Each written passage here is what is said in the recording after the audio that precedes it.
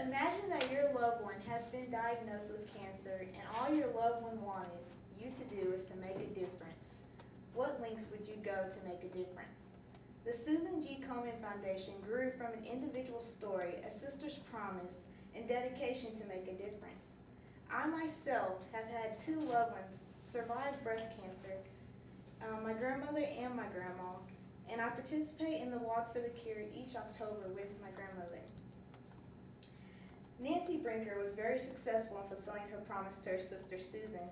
Today I will tell you about Nancy Brinker's early life, her promise to her sister Susan, and her accomplishments with the Susan G. Komen for the Cure. Nancy Brinker's early life molded her into the determined woman she is today. Nancy was born on December 6, 1946 in Peoria, Illinois, to Marvin Goodman, a businessman with a big heart, and Ellie Goodman, a Girl Scout leader and community activist. Her mom was a part of the army of everyday people who supported scientists in their search for a polio vaccine in the 1950s. She had one older sibling named Susan Goodman, and after graduating from the University of Illinois, she moved to Dallas, Texas, and began her career at the Neiman Marcus and went to work at PR and broadcasting. In 1975, she gave birth to her only son, which she named Eric. Just when Nancy began to become successful in her career, tragedy strikes. Nancy's sister, Susan Komen, a young mother with a full life waiting to be lived, was diagnosed with breast cancer in 1977. Nancy was by her sister's side through 3 brutal years of surgery, chemotherapy, and radiation. She promised her sister she'd do everything she could to stop the heartless progression and social stigma of this disease, even if it took the rest of her life, and it has. When I was in middle school, both my grandmother and my grandma were both diagnosed with breast cancer around the same time. My grandma actually had one of her breasts removed, and I remember my grandmother going through chemotherapy. She lost all her hair, her eyebrows, her eyelashes, her nails turned black.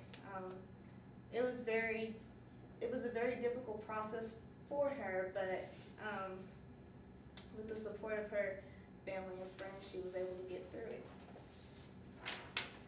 Her sister died from breast cancer in 1980. She was only 36 years old.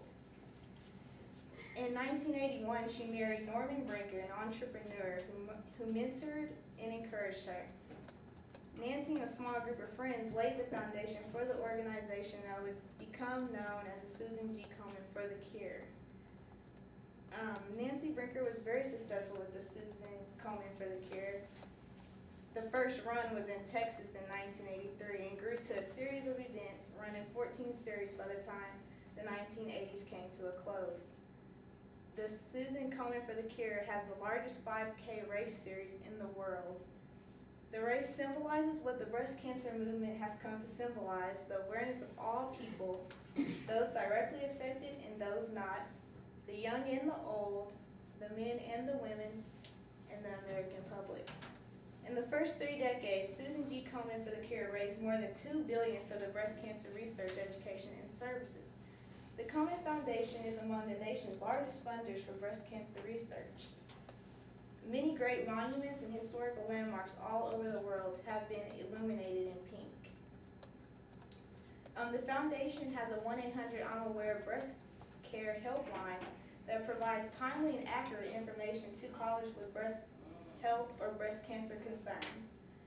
Today I told you about Nancy Brinker's early life and her promise to her sister Susan and her accomplishments with the Susan G. Komen for the Cure.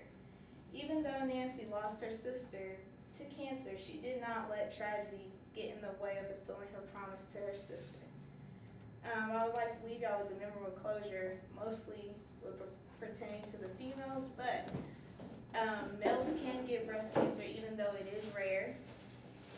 Breast cancer is the second most common cancer among women in the United States after skin cancer, and the second leading cause of cancer death after lung cancer. Yet mortality rates have been decreasing because of early detections and better treatment. So I challenge you all to keep the rates decreasing hitchhiking